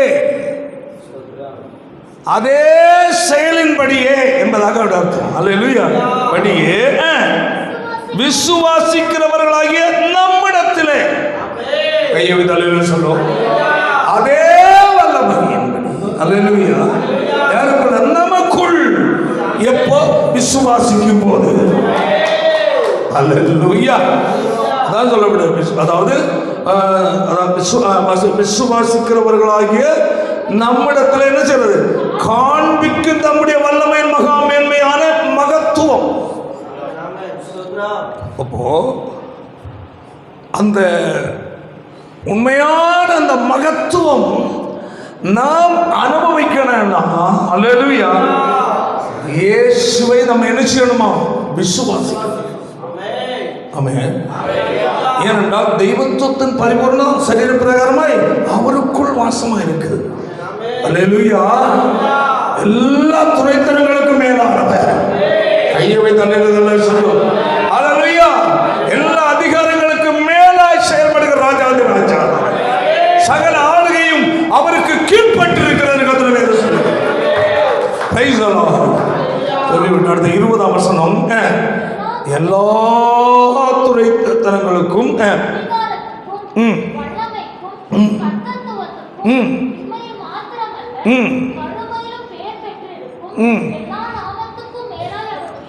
உயர்ந்திருக்கத்தக்கதாக நல்லா புரிந்து கொள்ள வேண்டும். எல்லாம் என்னது? துரைத்தனம், ஆளுகைகள், அதிகாரங்கள் உடையவர்கள், எல்லாவற்றுக்கு மேலாய், அதான் சொல்லப்பட்டிருக்கு, பெயர் பெற்றிருக்கும் எல்லா நாமத்திற்கும் மேலாய் அவர் என்ன செய்கிறார்? உயர்ந்திருக்கத்தக்கதாக. அல்லேலூயா. அவ்வளவு மகத்துவம் நிறைந்த, அல்லேலூயா, பெரிய வல்லமை நிறைந்தது இயேசுவின் நாமம். ஆமென். அல்லேலூயா. அப்போ இப்படிப்பட்ட விசுவாசித்தால் அறிந்து கொள்ள முடியும் என்றாங்க. விசுவாசித்தால் இதை அனுபவிக்க முடியும். அல்லேலூயா. அப்போ தேவனுடைய வல்லமை இயேசு கிறிஸ்துவின் நாமத்துக்குள் என்ன செய்யப்பட்டிருக்கிறது? Price the Lord. அடங்கி இருக்கிறது. ஆமென். திறவுகோல் இயேசுவின் நாமத்தை விசுவாசித்து அறிக்கை பண்ணும்போது செயல்பட ஆரம்பிக்கிறது. கிறிஸ்துவுக்குள். ஆமென். அது உள் இருக்கிற அந்த வல்லமையை அனுபவிக்க நம் மூலமாக செயல்பட ஒரே ஒரு திறவுகோல். அல்லேலூயா. இயேசுவின் நாமத்தை விசுவாசத்தோடு.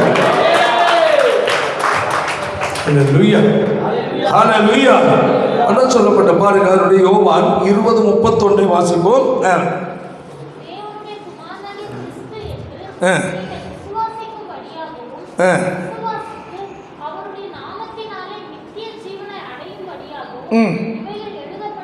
பட்டிருக்கிறது பாருங்க. ஒரு முறை வாசி.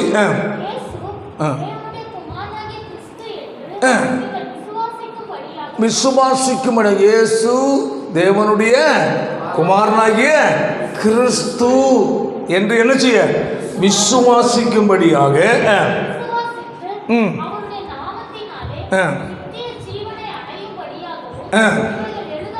எழுதப்பட்டிருக்கிறது. ஏனென்றால் தெய்வத்துவத்தின் பரிபூரணம். ஆமென்.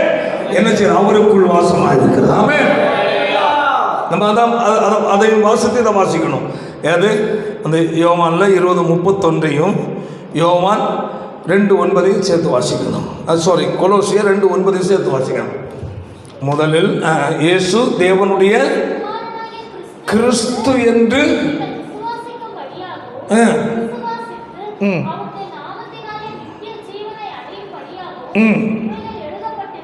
சரி.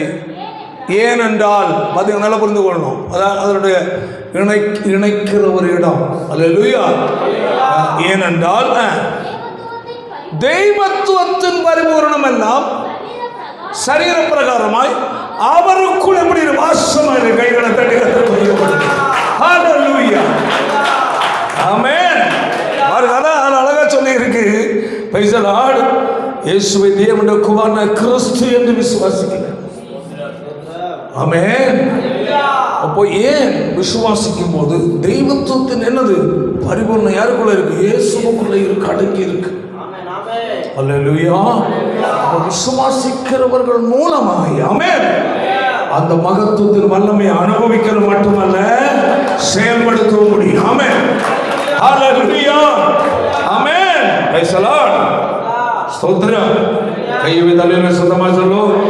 அப்படி என்றால் கிறிஸ்தவ வாழ்க்கை என்றாலே ஒரு வல்லமை நிறைந்த ஒரு வாழ்க்கை. புரியுதா இல்லையா? சத்தமா சொல்லுங்க. அதாவது தேவனுடைய வல்லமையை குறித்தோ தேவனுடைய வார்த்தையை குறித்தோ ஒரு தேவனுடைய பிள்ளை என்ன செய்யக்கூடாது? சந்தேகப்படக்கூடாது. ஆமென். சந்தேகப்பட்டால் கிறிஸ்தவ வாழ்க்கை எப்படி இருக்காது? வெற்றியா இருக்காது. விழுந்து விழுந்து எந்திரிக்கணும். சில வசனங்கள் என்றாலே எழுத்தின்படி பார்க்கிறதல்ல, அதனுடைய ஆழங்களில் கடந்து போகணும். ஆமென். அது எப்படி அல்ல, அதற்கு மேலே வசனம் இருக்கு. கர்த்தருடைய புஸ்தகத்தை எப்படி வாசிங்க? தேடு. அவைகள் ஒன்றும் ஜோடு இல்லாதிராது, அவருடைய ஆவி சேர்க்கும், அவருடைய வாய் இதை சொல்லுது. அப்போ கர்த்தருடைய புஸ்தகத்தை என்ன செய்யணுமா? தேடணும். ஆமென். அப்போ தேட தேட தேட தேட தேட பாருங்க, தானியேல்ல உள்ளது வெளிப்படுத்தல் இருக்கு. அப்போ வெளிப்படுத்தல் மட்டும் படிச்சாச்சுன்னா அது ஒரு விதத்தில் இருக்கும். ஆனால் இதை குறித்து தானியேல்ல சொல்லியிருக்கேன். நிறைய காரியம் கர்த்தருடைய வார்த்தைகள் நம்முடைய சிந்தனையில் ஒன்றும் நம்மளால் நினைச்ச முடியாது, நினைச்சு கூட பார்க்க முடியாது. கிறிஸ்தவ வாழ்க்கை என்பது ஒன்று புரிந்து கொள்ள வேண்டும், ஒரு வல்லமை நிறைந்த ஒரு வாழ்க்கை. ஆமென். அப்படி என்றால் தேவனுடைய பிள்ளை இயேசுவின் நாமத்தின் வல்லமை அளவு கடங்காத வல்லமை நிறைந்தது. அவ்வளவு பெரிய வல்லமை நிறைந்தவர் எனக்குள்ளே இருக்கிறார். ஆமென். ஆமென். அவ்வளவு பெரிய தேவன் எனக்குள்ளே இருக்கிறார். ஹல்லேலூயா. அப்படி என்றால் எனக்கு எதிராய் சத்துரு என்ன செய்ய முடியாது? ஒன்று செய்ய முடியாது. அப்ப இயேசுவின் நாமத்தின் மேல் அந்த பெரிய விசுவாசம் நமக்குள்ள இருந்தால், ஹல்லேலூயா, சத்துருவாகிய சாத்தான் ஏறிட்டு பார்க்கும் போதே பயப்படுவான். காரணம், உடைய பார்வையிலேயே உனக்கு இருக்கிற பெரிய தேவனுடைய மகத்துவம் அங்கு வெளிப்படாது. ஹல்லேலூயா. ஹல்லேலூயா. ஏதோ இயேசுவே ஆண்டவரே சோத்திரம், அதுக்கல்ல, அவன் அவருடைய மகத்துவத்தை அனுபவித்து அறிவிப்பதற்காக. அதான் வாசித்தோம் எபேசியர்ல அதனுடைய 19 அந்த 1:19 கடைசி பகுதியில் என்ன சொல்லப்பட்டு, அவர் உங்களுக்கு பிரகாசமுள்ள மன கண்களை, ஆமென், அந்த மகத்துவத்தின் வல்லமை, இயேசுவின் நாமத்தின் மகத்துவத்தின் வல்லமையை பார்க்க நமக்கு என்ன வேணுமா? பிரகாசமுள்ள என்ன வேணும்? மனக்கண். சொல்லுவோம், அந்த மனக்கண் என்றால் அவரை அறிய வேண்டிய பிரகாரம் அறிந்து ருசித்து அனுபவிக்கிறதான ஒரு திறந்த இருதயம். கையை தட்டி ஹல்லேலூயா. ஆமென். ஹல்லேலூயா. அப்படி என்றால் மறைவில்லாத இருதயம். ஆமென். சந்தேகம் இல்லாத இருதயம். ஆமென். ஹல்லேலூயா. உலக அறிவில்லாத இருதயம். ஆமென். ஆவியானவரை நேசிக்கிறவர் இருதயம். ஆமென். ஆண்டவருடைய மகத்துவத்தை அறிய ஆர்வம் கொண்டவர் இருதயம். அதுதான் பிரகாசம். அப்போ மனக்கண். ஆமென். ஆமென். ஆமென். மனக்கண்ட உள்ளான நிலையில் ஒன்று தாகம், இனி ஒன்று பரிசுத்தம், இனி ஒன்று விசுவாசம். ஹல்லேலூயா. இப்படி எல்லாம் அதில் இருக்கு. பிரகாசம் என்றால் அது ஒரு நாள் பேசுங்க. அல்லேலூயா. சத்தமா சொல்றோம். ஹல்லேலூயா.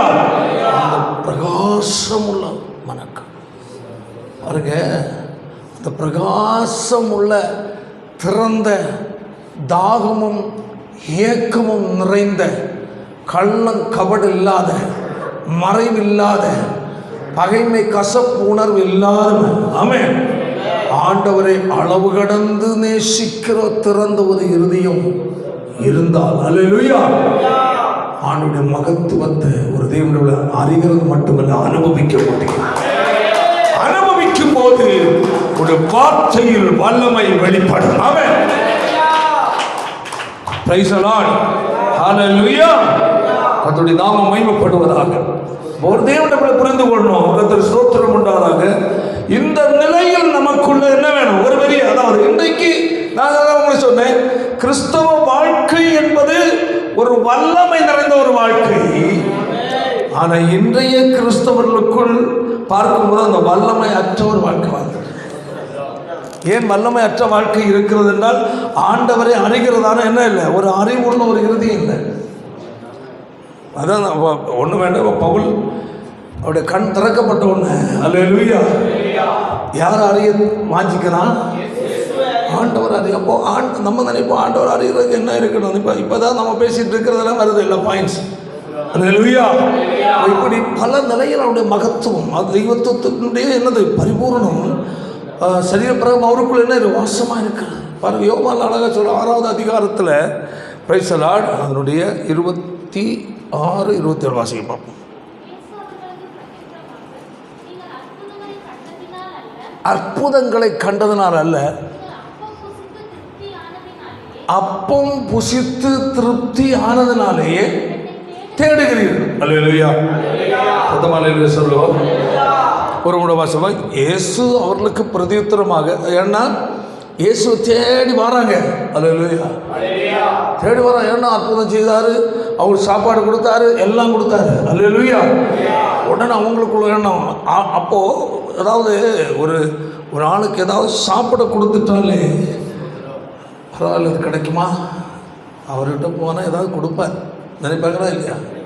ஆமாம், ஸ்தோத்திரம். சில இப்போ ஊழிக்காரங்க இருக்கிறான், தேடி வரும்போது நம்ம ஏதாவது கொடுத்துட்டேன்னா மாதம் என்ன செய்வாங்க, வருவாங்க. அப்போ அவர்களுக்குள்ள எண்ணம் வந்து பரவாயில்ல, அங்கே போனால் ஏதாவது கொடுப்பார் என்ற ஒரு எண்ணம். அடுத்தது குழந்தைகள் இருக்கிறாங்க. அல்லேலூயா, வரும்போது எல்லாம் சாக்லேட் வாங்கி கொண்டு வந்து கொடுத்தா ஸ்தோத்திரம்.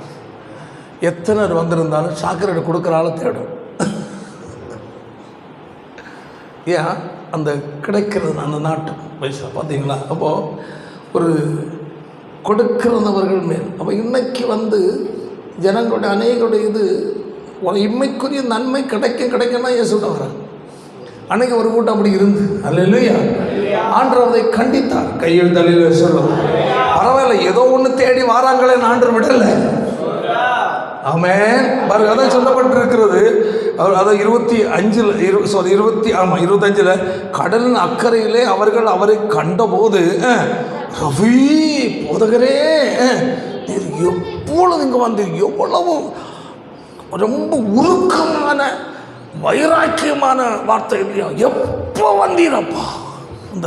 ஏன்னா ஆண்டவர் அடுத்த சொல்றாரு பதில், அப்படி அவ்வளவு தூரம் அன்பு பாராட்டுகிறது போல நடிக்கிறாங்க. உன்னை என்ன சொல்றார் ஆண்டவர்? இயேசு அவர்கள் பிரதியுத்தரமாக, அப்பா ஆண்டவரே எப்போ வந்துரு. ஏன்னா நம்ம சிலர் எல்லாம் நல்லா நல்லா இருக்கிறீங்களா, சரி உங்களுக்காக ஜெபிக்காத நாளே இல்லை. அப்போ எனக்கு ஒரு தம்பிக்கார ஒரு ஃபோன் பண்ண சொல்லிட்டாங்க. நான் சொன்னேன், நல்லா இருக்கிறீங்களா, ஊழியரில் எப்படி இருக்கிறீங்க, நீங்கள் பாஸ்டர், ஆனால் நீங்கள் எனக்கு அண்ணன் தான் சொல்லிவிட்டு அத்தனும் உங்களுக்கு ஜெபம் பண்ணுறேன்னு சொல்லுவோம். அப்படியா? ஆமாம் தம்பி, உன் ஜெபத்தில் தான் என் வண்டி ஓடுது. ஏன்னா அவனுடைய அந்த வார்த்தையை நம்ம குழப்பக்கூடாது இல்லையா? அப்போ நான் நினைக்கிறேன், அவன் எப்படி ஆண்டவரே எல்லாரையும் சொல்கிற கூட்டத்தில் நம்மளை வந்துட்டோம். சோதரம் இதாக அதே மாதிரி சொல்கிறா, அப்படி இயேசு அவர்கள் அங்கே வந்து இயேசு ரஃபீம் போதகரே என்று ரொம்ப எப்போ வந்துருங்க, உண்மை நாங்கள் தேடி தேடி தேடி எவ்வளோ கஷ்டப்பட்டோம் தெரியுமா என்று நம்ம எல்லாம் சொல்கிற மாதிரி ஆண்டோட போய் ரொம்ப நடிக்கிறாங்க. ஆண்டவர் பார்த்தார், எல்லாரையும் ஒரே செகண்டில் புரிஞ்சுக்கிட்டார். இயேசு அவர்களுக்கு பிரதியுத்தரமாக, அற்புதங்களை கண்டதனால் அல்லப்பா, சாப்பிட்டு திருப்தியானீங்க இல்லையா, அதனால இன்னும் அடுத்த வேலை சாப்பாட்டுக்கு நேரம் ஆகுது, அதான் தேடுறேன். அப்போ அந்த காலத்தில் இயேசு சரீரத்தில் இருக்கும்போதே எப்படி ஜனங்கள் இருந்தார்களோ அதுபோல் இன்றைக்கு ஒரு பெருங்கூட்ட ஜனங்கள் அப்படி தான் இருக்கு. ஹல்லேலூயா. இயேசு கும்பிட்டா ஏதாவது கிடைக்கும், ஆசீர்வாதம் கிடைக்கும், அது கிடைக்கும், இது கிடைக்கும், ஜெபம் பண்ணும், உயர்த்துவார், பணம் கிடைக்கும், வசதி கிடைக்கும், வாய்ப்பு கிடைக்கும், அது கிடைக்கும். அப்போ எல்லாம் டோட்டலாக இயேசுவை தேடுவது எதற்காக தான்? உலக பிரகாரமான நன்மைகளையும் ஆசீர்வாதத்தையும் அடைவதற்காக மட்டும்தான் ஒரு இயேசுவை தேடுறோம்.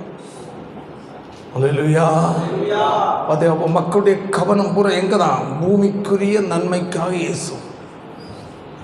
ஜெபம் பண்ணாலும் ஆண்டவரே என்ன இந்த வேலையை இன்னும் கொஞ்சம் சம்பளம் கூட்டி தர உதவி செய்யும் அப்பா, நிறைய வேலை கிடைக்கணும்ப்பா, வருமானம் நிறைய சம்பாதிக்கணும், இந்த ஒரு மாதத்தில் 1 லட்ச ரூபா சம்பாதிக்கணும், ஒரு உதவி செய்யுங்கப்பா. பூரா ஜெபம் அப்படி தான். அல்லேலூயா. ஆண்டவரே இந்த பக்கத்தில் இருக்க இந்த பிளாட்டை வாங்கணும், எப்படியாலும் உதவி செய்யும். அதை வாங்கியாச்சு. இன்னும் அதுக்கு பக்கத்தில் வாங்கின ஆண்டவரே வாங்கி பஸ் ஸ்டாண்டு வர வாங்க ஆண்டவர், பஸ் ஸ்டாண்டே வாங்கினாப்பா. அப்போ வாங்கி அவங்கள ஆசை தீரலை. அதை வாங்கி அப்புறம் பக்கத்தில் வாங்கி சேர்த்து வாங்கி தெரியாமல் சுடுகாடையும் சேர்த்து வாங்கிடுறோம். அப்போது அநேகர் என்னன்னா உலகத்தில் சட்ட ரீதியாக முறைப்படி அனுபவிக்காமல் குறுக்கு வழியில் வளருதுன்னு வச்சுப்பாங்க. கிறிஸ்தவர்களே அநேகர் அப்படி உண்டு. அல்லேலூயா. சரி, அது போட்டு அப்போ இங்கே தான் பார்க்கும்போது ஆண்டவர் சொல்கிறாரு, அழிந்து போகிற போஜனத்திற்காக அல்ல, நித்திய ஜீவன் வரைக்கும் நிலை நிற்கிற போஜனத்திற்காக நீங்கள் கிரியை நடப்பீர்கள். அல்லேலூயா. அப்படி சொல்கிறார். அழிந்து போகிறதற்காக நீயே சூட்ட வராத. உலக சம்பாத்தியம், சாப்பாடு, உலக வாழ்க்கையா அல்ல கிறிஸ்துவை பின்பற்றுவது. என்னது? நித்திய ஜீவன் வரைக்கும் நிலைநிற்கிறது. ஆமென். போஜனத்திற்காகவே கிரியை நடப்பீர்கள், அதை மனுஷகுமாரன் உங்களுக்கு கொடுப்பார். அவரை பிதாவாகிய தேவன் என்ன செய்றார்? முத்திரித்திருக்கிறார். சரி, கையை தடிக்கிறது மையப்படுதோ. அல்லேலூயா. பிதாவாகிய தேவன் என்ன செய்தார்? முத்திரித்திருக்கிறார். அவருக்குள் சீல் வைக்கப்பட்டிருக்கிறார். நான் தான் சொன்னேன், தெய்வத்துவத்தின் பரிபூரணம் எல்லாம் சரீரபூர்வமாய் அவருக்குள் அடங்கியது. அவருக்குள் இருக்கிறது. அவர் மூலம் நாம் அடைய வேண்டியதை அடைவதுதான் அவரை அறிகிற அறிவு. அந்த இயேசு என்ற நாமத்தின் வல்லமை பாருங்க. ஒரு வசனத்தை மட்டும் வாசிப்போம். அப்போஸ்தலர் 4வது அதிகாரம் 33 வசனத்தை வாசிக்கும்போது வாசிப்போமாக. அப்போஸ்தலர் 4:33. நல்ல அந்த பாருங்க. அதான் சொல், கர்த்தராகிய இயேசுவின் உயிர்த்தெழுதலை குறித்து பலமாய். அல்லேலூயா. எவ்வளோ அருமையான ஒரு கர்த்தருடைய வார்த்தை பாருங்க. அல்லேலூயா. அதாவது ஸ்தோத்திரம். ஒரு வாசியமா, கர்த்தராகிய இயேசுவின் உயிர்த்தெழுதலை குறித்து அப்போஸ்தலர்கள் மிகுந்த பலமாய் என்ன செய்தார்கள்? சாட்சி கொடுத்தார்கள். அவர் எல்லார் மேலும் பூரண கிருபை உண்டாயிற்று. இயேசுவினுடைய இலை உயிர்த்தெழுதல். ஆமென். மத அங்கு வாசித்தோம். அல்லேலூயா. எபேசியர்ல 1வது அதிகாரம் 19 வசனம் வாசித்தோம். முதல்ல வாசிப்போம். மரித்தோரிலிருந்து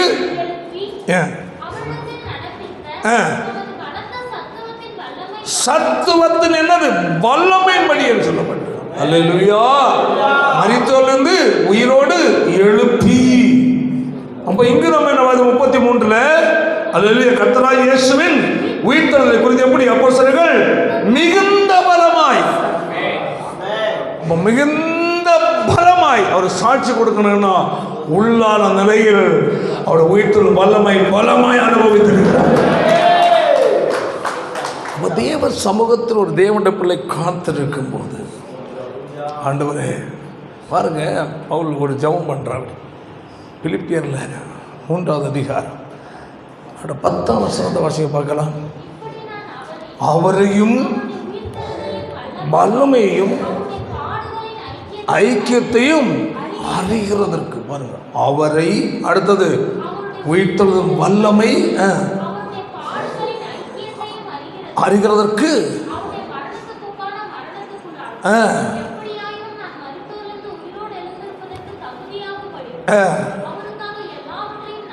பார்த்தீங்களா? அப்போ இயேசுவை அறிய அவருடைய உயிர்த்தெழுதல் வல்லமை அனுபவிக்க. அல்லேலூயா. ஒரு தேவனுடைய பிள்ளை இதற்காக தேவ சமுதாயம் என்ன செய்யணும்? காத்திருக்கணும். இது கூட்டமாய் ஜபிக்காத ஒரு நிலை அல்ல, தனியாய். ஆமென். ஒரு சுத்த இருதயத்தோடு ஆண்டு சமத்துல, ஆண்டவரே உடைய உயிர்த்தெழுதல் வல்லமை நான் அனுபவிக்கணும். நான் உண்மை குறித்து நான் இன்னும் அதிகமாக அறியணும். ஏதோ கொஞ்சம் கேட்குறேன், கொஞ்சம் பைபிள் படிக்கிறேன், அவ்வளோதான். ஆனால் அனுபவ ரீதியாக என்னால் என்ன செய்ய அறிய முடியலை. எனக்கு இந்த வெளிப்படுத்தும், இந்த வல்லமையினால் நிரப்பும், இந்த மகத்துவத்தை எனக்கு கற்றுத்தாரும். அல்லேலூயா. எங்கள் தேவ சமூகத்தில் ஒரு தேவனுடைய பிள்ளை தன்னை சுத்திகரித்து கொண்டு காத்திருக்கும். ஆமென். இப்போ தேவனால் நான் நிரப்பப்படணும்னா அல்லேலூயா, நம்ம முதல்ல என்ன செய்யணும்? ஆயத்தப்படுத்தணும். சுத்த இராத பிரகாசமான மனக்கண் நம்முடைய இருதயத்தில் கபடம் இல்லாமல் கரையற்ற அல்லேலூயா அவிசுவாசமற்ற சந்தேகமில்லாத நல்ல பரிசுத்த சிந்தையோடு தேவ சமூகத்தில் தாகத்தோடு இருக்கும்போது அல்லேலூயா தேவ சமூகத்தில் இருந்தால் எழுந்து போகும்போது நம்ம வெறுமையாக போக மாட்டோம். அல்லேலூயா கர்த்தர் நம்மை நிரப்பியே அனுப்புவார். அதனால் அவருடைய தெய்வத்துவத்தின் பரிபூர்ணமான அவருக்குள் சரிபூர்வமாக என்ன இருக்கிறது? ஆசமாக இருக்கிறபடினா அவருடைய சமூகம் நம்மளை ஒப்பு கொடுத்து அவரை அறிய பிரயாசப்படும். எல்லாரும் கண்கள் முடிச்சோம். தேவ சமூகம் ஒப்பு கொடுக்கும்.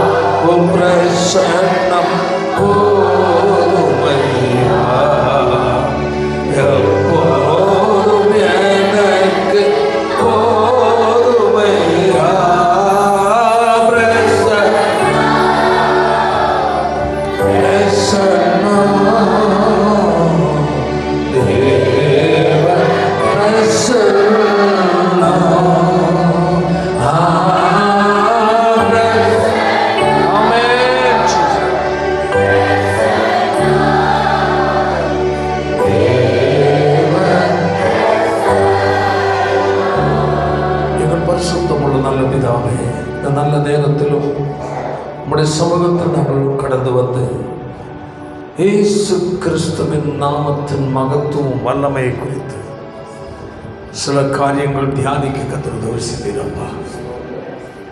சரீர பிரகாரமாய் தெய்வத்தின் பரிபூர்ணம் அல்ல, இயேசுவுக்குள் வாசமாயிருக்கிறது நாங்கள் அதிகம். வானவர் பூதலத்தோர் பூமி கீழானோர் யாவுடைய முழங்கால் யாவும் முடங்குதாம் என்று சொல்லப்பட்டிருக்கிறது. எல்லாவற்றுக்கும் மேலாய் உயர்ந்திருக்கிறது அந்த பெரிய வல்லமை நிறைந்ததான தேவனுடைய நாமம். ஆமென். இயேசுவின் நாமத்தை, இயேசுவின் மகத்துவத்தை குறித்து இன்னும் நாங்கள் அதிகமாக அறிய பிரகாசமான மனக்கண்களை கர்த்தர் ஒவ்வொரு தந்தருள வேண்டும் என்று செபிக்கிறோம். வசனத்தை கேட்டு ஒவ்வொரு ஆசீர்வதியும் பெரிய காற்று செய். இயேசுவின் மூலம் ஜெபிக்கிறோம் ஜெபங்கள் நல்ல பிதாவே. ஆமென். செல்லுவதே அது மகிழ்ச்சியை தந்து